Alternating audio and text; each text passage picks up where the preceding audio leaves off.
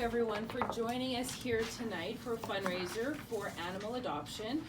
Since it's a fundraiser for animal adoption, as a dog lover, I think I can assume I am in good company here tonight, except for maybe our MC. I heard a rumor he doesn't like dogs, but we can berate him after dinner.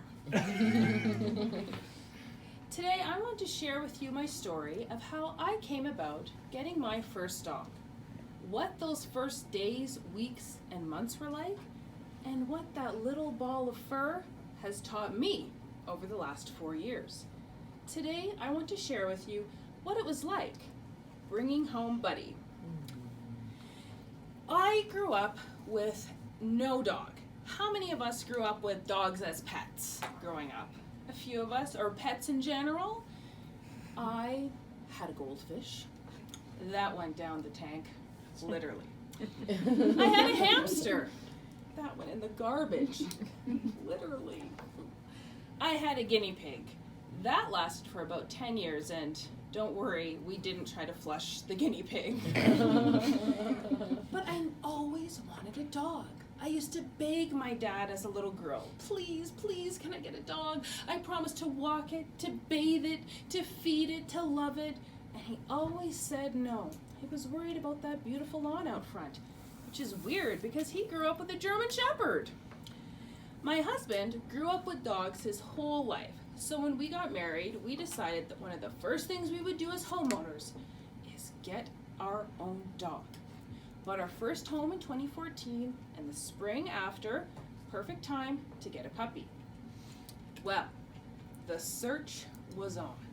I knew I didn't want to go to a pet store to get a dog, so I looked up every animal adoption agency in Calgary, but not only Calgary, the surrounding area. I looked in Airdrie, I looked in Cochrane, I even looked as far as Edmonton for that perfect little fur baby. I also started looking on Kijiji because I was reading that a lot of people will post ads on Kijiji if they need to rehome their dog for any reason. Sometimes there's a change in work schedules, a new baby, doesn't get along with other dogs, so many reasons that people give up their pets that are loving and need new homes. Well, I'm not one to call picky. My husband, on the other hand, well, he calls himself particular. It's another word for picky, if you weren't sure. Now, I just wanted a cute dog. That was my criteria. His was, well, it has to have a snout, and it has to have ears that are perky, but sometimes could flop if necessary. The dog has to have a beautiful color. I want dog hair and not dog fur, so we can groom him. Now he has to be smart, and his tail needs to be a little curled, but not too curled, and I don't want wiry hair. You can see how the list continued. Well, I was up for a feat. First I thought it was a game, so he could not get a dog with me, but I was up for the challenge. I was sending him posts through text every day, multiple times a day. This one, this one, this one, this one. And I received text backs. Ugly. Nope. Fugly. What are you thinking? Are you serious? Ugly. Ugly. Nope. I was getting discouraged. But then the text came. I had to rub my eyes to make sure it was real. The text said, "Hey, he's cute. Call them." I thought he was joking. I actually had to call him and say, "Are you serious?" He goes, "Oh yeah, that guy's cute." And he was. I quickly picked up the phone and found out that this little guy, Buddy, actually was bought from a breeder at about 8 weeks old, but then the owner's mom was ill in Ontario. She was traveling back and forth all the time and just couldn't give that time to a new puppy. So she gave him to a friend of hers and said, "Please help him find a good home." Enter LeBel. We called him and we journeyed out to see him in Chestermere on a ranch, and he was just the cutest thing. I fell in love with him as soon as I scooped him up. We said that we'd come back in 2 days to pick him up. Well, my husband and I got ready. They were already starting to call him Buddy, and we didn't want to change it because he was already answering to that. We thought, he seems friendly. What a perfect name for a dog. We got the crate and the food and the blankets, and I read every book known to man about getting a dog, including Dogs for Dummies and Puppies for Dummies, the second edition. They exist. We spent so much time researching and thought we were totally prepared. Unfortunately, on the day we had to pick up the dog, my husband couldn't get it off work. So I got in the old 95 Cutlass and drove out to Chestermere and was quite shocked when she said, "Here," and gave me the dog. I thought, okay. I put him in the back seat and I started driving home. And I looked in the rear view mirror and I looked back and thought, what the hell am I doing? I don't know anything about dogs. Am I crazy? The dog looked at me with total trust and dependence. A little bit of fear. I think he could sense this girl has no clue what she's getting into with me. But I knew I had to do it. I brought him home and the journey began with baby Buddy. We quickly learned puppies like to chew on the wall. Puppies like to sleep. And puppies like to play and chew socks, bath mats, all sorts of fun things. We started to learn that dogs don't trust you right away. You have to build that and build a relationship with them. And just because you read everything in a book, he doesn't know how to walk on a leash yet. He doesn't know commands. And it's all a learning process and a trust process that you build with the animal. We learned, hey, this dog has some personality. He wasn't just an animal, he was becoming part of the family. We learned he's a goofball. He likes to get into people's clothes and get stuck in them and run around.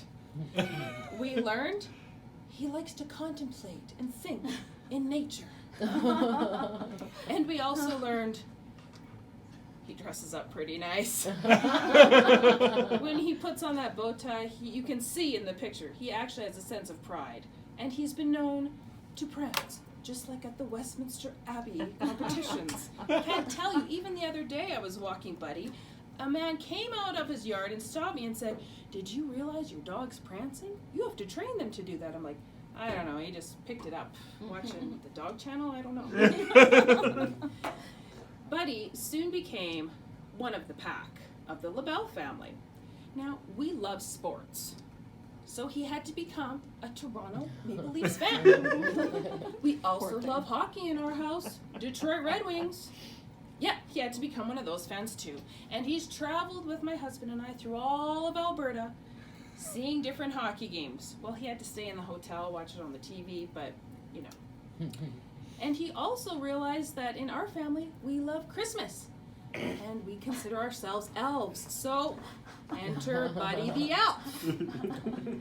Now, over the years, I have taught Buddy so many things. I've taught him the basic commands. Sit, stand, beg, wait, come, stay, give me kisses, and many other things.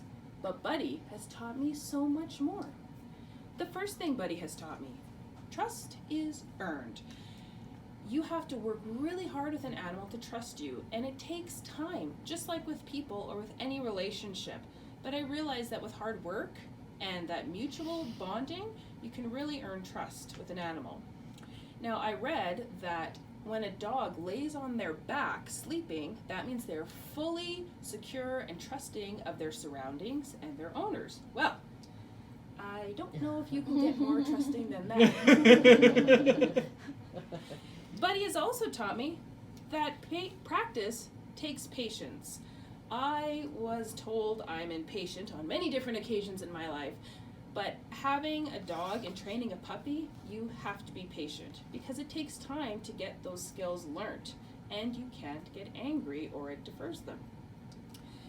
This is one example of a 5-ounce steak we put in his food dish. No, he didn't get that whole thing, but it took time to get to the point where we could say wait, and that's a nice juicy barbecued steak. I don't think I could wait, but we trained the dog to. The third thing that Buddy taught me is love can be unconditional. It doesn't matter if I'm having a good day or a bad day, a miserable day, a bad hair day, a I don't have anything to wear day, and I hate myself day. My dog comes to that door when I get home and He is just so happy to see me and fills the whole house with love, as you can see. Now, my husband and I, we've gone through many different exciting things over the past several years. We got married and bought a house, and Buddy was part of all of that. He was part of our engagement photo session. He was there when we said goodbye to our first home and moved into our next home together soon after we got married. Buddy just didn't become a pet. He became part of our family, and he's now part of the LeBels.